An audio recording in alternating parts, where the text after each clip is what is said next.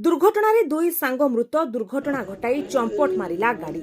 जलेश्वर थाना 57 नंबर राज्य राजपथ नाम्फो आंबपुंजा निकटरे घटी दुर्घटना। दुर्घटना दुई बाइक आरोही मृत दुई हेले गौतम साहू और चंद्रशेखर महापात्र।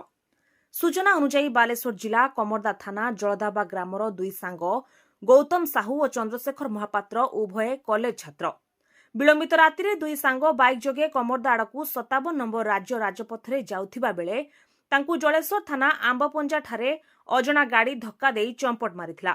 उभय रास्ता मध्यरे छिटकी पड़िथिले। नाम्फो फांडी पुलिस खबर पाई उभयंकू रक्त जुड़बुड़ अवस्था उद्धार करी 108 आंबुलांस जोगे जलेश्वर जीके भट्टर हस्पिटाल को आनिथिबा बेले सेठारे डाक्तर उभयंकू मृत घोषणा करथिले। जलेश्वर पुलिस उभय मृत देहकू व्यवच्छेद पई पठाई अधिक तदंत जारी रखिछि।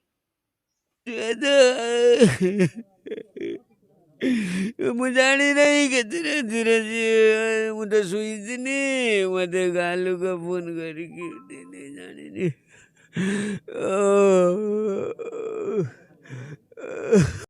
ଦୟାନିଧି ସାହୁ ବାଗ ଘଟଣା ମାନେ ଆମେ ଜାଣିଥିଲୁନି କିଛି।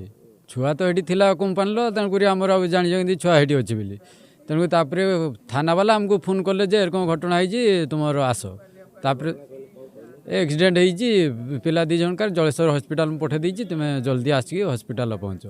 ତାପରେ ଆମେ ତ ଆସି ପହଞ୍ଚିଛେ ଆଉ ଆସି ଦେଖିଲା ବେଳକୁ ତ ଏକ୍ସପାର୍ଟ ହେଇଛନ୍ତି ଦୁଇ ଜଣ ଯାକ। ଆଉ ସେ ମୋ ପୁତୁରା ଜଣେ ଏଇ ଯେ ଗୌତମ ସାହୁ ଯିଏ ସେ ମୋ ପୁତୁରା, ଆଉ ଏ ଯେ ନିମାଇ ଇଏ ମହାପାତ୍ର ସିଏ ହେଉଛନ୍ତି ଆମ ଗାଁ ଲୋକ। ହଁ ଉଭୟ ସାଙ୍ଗ ଦୁଇ ଜଣ ସେଠି ଆମର ଏଇ ଯେ ବାଗରେ ଗୋଟେ ଉତ୍କଳ ୟୁନିଭର୍ସିଟି ଖୋଲିଛି ଶିଶୁ ମନ୍ଦିର, ସେଇଥିରେ ସେମାନେ ରୁହନ୍ତି, ପାଠ ପଢ଼ାନ୍ତି। ସେଇ ତ କଥା ଆମେ ଜାଣିବୁ କେମିତି।